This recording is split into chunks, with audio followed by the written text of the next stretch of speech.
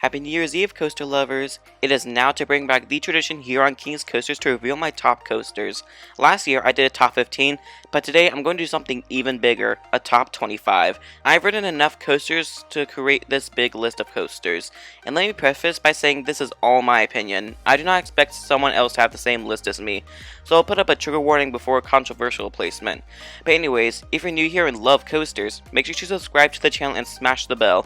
So like last year's list, I'm going to put how many coasters I've ridden from each manufacturer that has made the list, and that includes 10 B&Ms, 2 Vekomas, 2 Arrows, 2 In-Houses, 3 RMCs, 2 Intamins, 2 GCIs, and a new one, 1 Schwarzkopf. I'll also put a placement on the upper right corner of your screen just like Airtime Thrills. So let's not waste any more time and let's kick off the list with Tornado. Specifically the one at Shikra Grove, and this is an underrated ride. This is one of the hardest coaster credits to get because it's in the middle of nowhere in Ohio, and it opens periodically throughout the year, specifically 4 days. I got to ride this coaster, funny enough, 4 times, and those spread from last year to this year. Last year I rode it twice on Independence Day, and this year I rode it another 2 times, but it was on Customer Appreciation Day in October. It has an alright layout, but the 2 surprise airtime moments are a bliss, and you have buzz bars, which is even better. I'm grateful that I had the opportunity to experience this coaster. So if you have extra time in Hamilton, Ohio, make sure to check out Shikra Grove on the 4 days that it's open. The number 24 spot is given to an iconic attraction. That is Space Mountain. I've only ridden the Alpha side, and this is an experience you will never forget.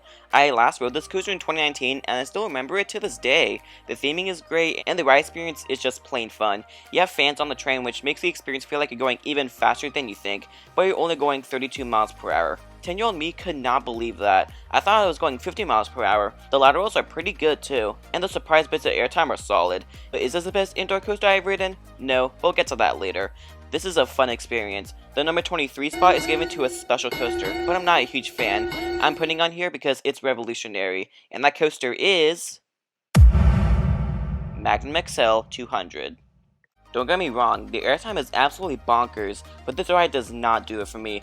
I will take this over Space Mountain because of 2 things, the roughness and the drop. I love the first drop on this coaster, it just lasts forever, and in my opinion, the roughness on coasters makes it fun, but if it's too rough, it's not that good. But Magnum isn't smooth nor unbearable. This is smoother than some Arrows that I've ridden, but it's not the smoothest one overall. I also love how at the top, you get a remarkable view of Lake Erie and the water park. I got to do this coaster at sunset. When I saw the sunset over Lake Erie, it is breathtaking. I'm also not a huge fan of the restraints on Magnum. It's just a hard lap bar, and every time you get airtime, you just slam up onto the lap bar, and it's not fun. Well, for me at least. At number 22, it's another air coaster, and this is a fun one. It is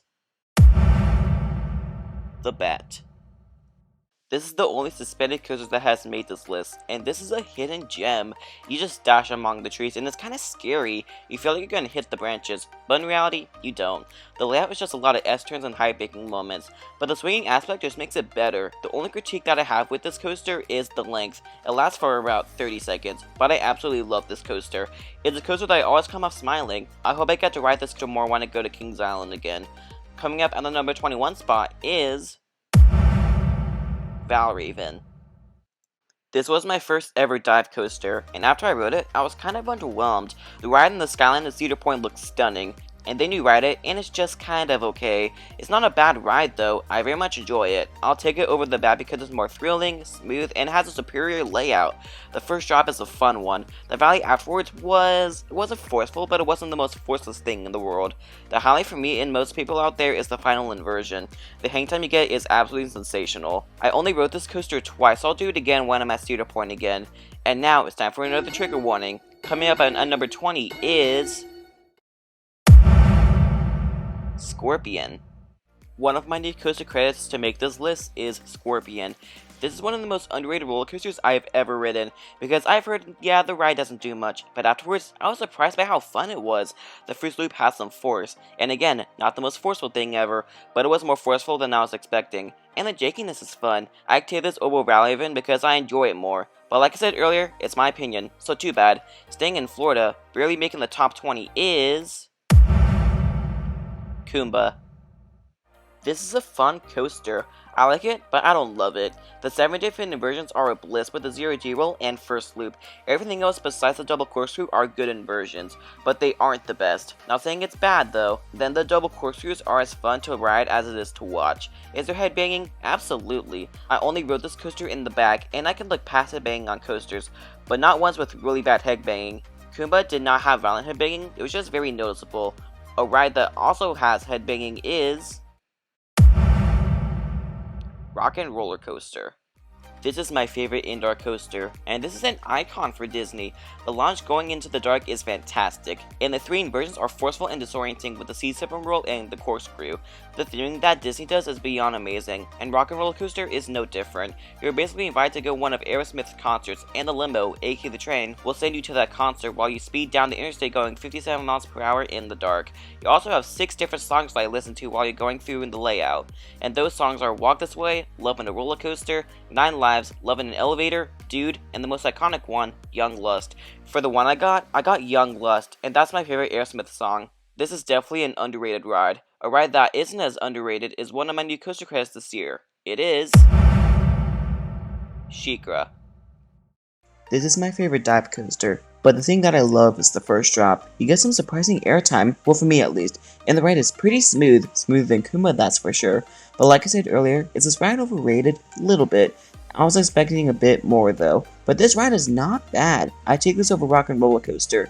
This is a good ride, but it's on the edge of great. Sticking with B&M, I have a special connection to the next ride on this list. Coming in on number 16 is Banshee. If you have been following the channel for over a year, you see why I have a special connection, and this is an intense coaster. If you can look past the route, it has an unconventional layout. You have 7 floating versions, particularly with the final slow inline twist. You get some unbelievable hang time on that thing. The other 6 versions are great too. Before you ride Banshee for the first time, ride it in the back. You just get yanked down the first drop in the back, but in the front, not as much. The valleys though are pretty bumpy. I do know more in a separate review. A ride that isn't as bumpy is Wild Eagle. Breaking into the top 15, this was the biggest surprise of my 2023 new coaster credits. I've heard that, yeah, it isn't that great. You just get crushed by the vest and the ride is just bland, so I had medium expectations, but after I rode it, my expectations were blown. This is easily the most underrated roller coaster I've ever ridden, because the ride has some force, and the layout is pretty sweet. Yeah, it's a little short, but I don't mind that. I rode this twice on both lead seats in the back, and just like Banshee, you just get yanked down the drop while getting some weak floater. Also like Banshee, I do have a review for this coaster. I absolutely love this coaster. I even have a Nano coaster for it. At the number 14 spot, this ride in my opinion is pretty overrated, but this is still a fantastic coaster. I'm talking about Mystic Timbers. I might have triggered a few enthusiasts, but here is why. Everything I've heard before riding is that this is the best ride in the park. The airtime is crazy and the ride is glass smooth. But after I rode it, I was kinda disappointed. But like I said, it's still a fantastic GCI. Like the layout is great and the theming is pretty solid. The thing that I was disappointed about were the smoothness, ride length, and especially the shed. People said that this is glass smooth for Woody. For me, it wasn't that smooth. It's smoother than your average wind coaster, but it was more rougher than I was expecting. People were saying that this lasts shorter than they expected, but it was way shorter than I was expecting. And of course, the show is being hated on, but after I saw it, it disappointed me. This isn't a bad coaster, I love it, but it's not my favorite Woody at Kings Island. That honor goes to The Beast. This is easily the weirdest coaster that I have ever ridden. The perfect word to describe this coaster is unconventional, because you have a weird layout that's just a lot of turns, tunnels, and helixes. And speaking of helixes, that double helix at the end is just plain chaos. When the ride immediately starts banking to the left, it is so janky in a fun way. The trim on that bank is pretty unnecessary though.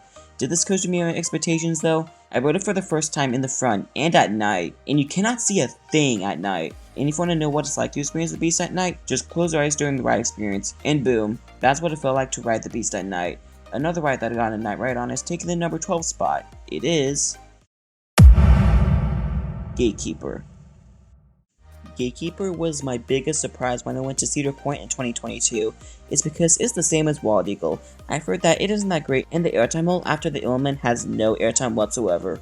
but after I rode it once, I was pleasantly surprised, and the airtime gave very weak floater, but weak floater is better than no airtime. Cedar Point did a great job designing this coaster. It looks beautiful over the front gate of the park with the keyholes, and you get a great head chopper along with it. I do have a review for this coaster. Overall, this coaster is fun, smooth, and forceful.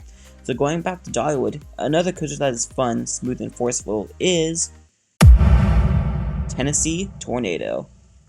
Just barely missing the top 10. I really wish I could put this ride higher, but there's just something about it that it just can't get any higher than 11. Well, at least it's in the top 15 though. But anyways, it's just the length. But I get it, Air wasn't doing so well in terms of money back then. But I'll be pleasantly surprised if they added another element. Even a low bank turn would be great after the Iron Butterfly. And speaking of that, I love the Iron Butterfly. But just like Gatekeeper, I do know more in a separate review.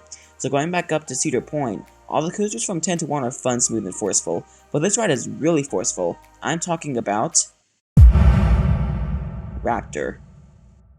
Breaking into the top 10, we have Raptor, the B&M invert at Cedar Point, and like I said earlier, this ride is just plain forceful, especially with the double helix at the end that speaks for itself. The layout is pretty solid too. I like the array of the 6 different inversions, especially with the first loop, 0G roll, and the double corkscrews at the end. The Cobra roll is pretty good too, but it's not as good as the other inversions. I do have a great time on Raptor. It's going to suck seeing this coaster dropping while I get new credits in the coming years. So let's go back down to Busch guys, because we haven't talked about it in a while. This is basically a souped up version of Raptor. I'm talking about Montu. Entering into the single digits, we have Montu. Like I said in my previous videos, this is the best B&M invert overall. This is just plain fun, because the ride has good force, the layout is great, and the ride is glass smooth. You're not going to find any headbanging on this coaster. A lot of people focus on the Batwing when they're talking about Montu, and they say it's unbelievable, and I 100% agree with that. It just feels deranged and messed up. The 5 other inversions are fantastic too, with the first loop, 0G roll, and the corkscrew. The element doesn't do much for me, it just felt like filler. The other elements aren't filler. We're also not done with Busch Gardens yet, so going to the number 8 spot, a ride that also does not have filler track is Diamondback. Same thing as Tennessee Tornado, I really want to put this higher, but there's some issues that I can't get past, one of which is the rattle. Especially in the valley after the turnaround, it feels like an earthquake and it's not fun. That is definitely the worst part of the ride for me, even more than the Trans Airtime Hill, but everything else is superb. Like the first drop is so thrilling, it feels like it lasts forever, and all the airtime hills are a delight. I got to marathon it 6 times at night, and every time I rode it in the front, I got literal ejector airtime over the first Camelback. I was shocked. This is also my most ridden coaster at 16 rides, and I do know more in a separate review, so you can check it out. So let's go back to Dollywood for the number 7 spot. This is given to Thunderhead. This ride is just plain out of control. I also rode this 3 times along with Tennessee Tornado. After my first ride, I had no words because that experience was astonishing. Like the bottles were awesome and the airtime was awesome. I just can't get enough about Thunderhead. I'm definitely riding this coaster a lot more times when I go back to Dollywood in the future. This definitely makes a spot in my top 10. So let's go back to Kings Island. This coaster is just incredible. I'm talking about Orion. Just barely missing the top 5. This is the long-awaited Giga coaster for Kings Island. When I was in my pre-enthusiast era, I saw rumors about Kings Island about adding a Giga in the Firehawk part of land, so I was hyped. And after I saw the announcement, I was even more hyped. I wasn't disappointed at all, because I didn't know much about coasters. Most of the enthusiasts I saw online were disappointed, but I didn't get it. Just take everything I said about Diamondback and apply it to here, minus the marathon. I only rode this coaster about 6 or 7 times. I don't know, it's been a while since I rode Orion. I also have a review, but let me tell you, it is old. It was my first ever review, so I might give an update soon. This is easily my favorite and highest ranked coaster at Kings Island. A ride that is very similar to Orion is Millennium Force. Cracking the top 5, this is the OG of Giga coasters, and this thing did not disappoint. Yeah, it's a little shaky here and there, but this ride is just so intense. Like at the bottom of the first drop is just plain chaos. It is a little rough though, but that just adds to the chaos. The layout for Millie is, well, not the best. There are better layouts coming up on this list. But the elements it has are great, like the first turnaround, the first airtime hill, and speed hill. Everything else isn't as good as those 3 elements, but they aren't bad though. I do know more in a separate review though. Staying at Cedar Point, the next coaster on this list is one of the most aggressive and snappy coasters I have ever ridden. I am referring to Maverick. This is the other intimate at Cedar Point, and I was flabbergasted by the intensity of this coaster. It was more intense than I originally thought. The S-bends are one of the most snappiest elements I have ever experienced. Along with the second Stingle dive, I was holding onto the soft straps for dear life because it was so snappy. The first drop just feels like the train detached from the track. It's just insanity from start to finish. Another thing that is insane on Maverick is the second launch. Normally it stops then launches, but for me, it didn't stop. It just zoomed through the part when you normally stop. A good demonstration is on East Coasters. You can go check it out yourself. Sticking with the launch theme, this is another out of control launch coaster. It is Lightning Rod.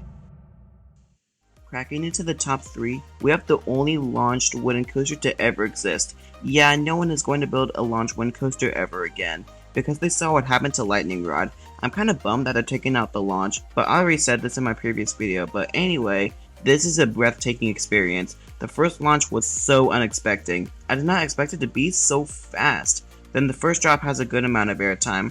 I rode this coaster twice, in the front and the back. And from the twist and shout to the final breaks in the back, it's an experience you will never forget. It's just hysterical. This won't be the same for next year, but at least I rode it twice with the launch. So going to the number 2 spot, both of these are RMC Hyper Hybrids. This next coaster was at the top spot, but something dethroned it. I'm talking about Steel Vengeance. This is a coaster that you have to ride when you're at Cedar Point, because this coaster is also an experience that you will never forget. This is definitely a back row ride. Experiencing that first drop in the back is just psychotic. You get some of the most craziest ejector airtime you will ever experience. And speaking of that, the Outer Bank turn before the first inversion is easily the best part on Steel Vengeance. The 4 inversions on Steve are magnificent. The thing that makes this coaster not number 1 is that after the mid-course, you can see that they're going for a record. So there are just non-stop airtime hills, and it's a tiny bit uncomfortable, but it's not bad though. I sadly only got one ride on this coaster. And speaking of one ride, after one ride on this coaster I'm going to talk about, this easily dethroned Steve as my number 1 coaster. And you all know what I'm talking about. This mysterious coaster that is my number 1 is Iron Gwazi. I think most of y'all expected this to be number 1, but after my only ride as of now, I had no words. My expectations were blown through the roof and onto Mars. Yes, I'm being that serious. Like the first drop is a souped up version of Steve's drop, even though it's a similar height. I just find that Gwazi's first drop is more fun than Steve's drop. You just get dragged down the first drop like a bag of ice when all the ice cubes are connected. And all the airtime moments are breathtaking, especially with the first Outer Banks hill. You just go flying. Like I said in one of my previous videos, the 2 inversions are insane. But there's nothing else to say because I basically said everything else in my previous videos. Iron Gwazi easily tops the list of my top 25. So if you enjoyed this video, it would help out a lot if you subscribe to the channel. And since we're about to hit 200 subscribers soon, it's gonna help. And make sure to like the video. What is your top 25? You can post it down in the comments below. So happy New Year's, and make sure to keep that adrenaline pumping, and I'll see you in 2024.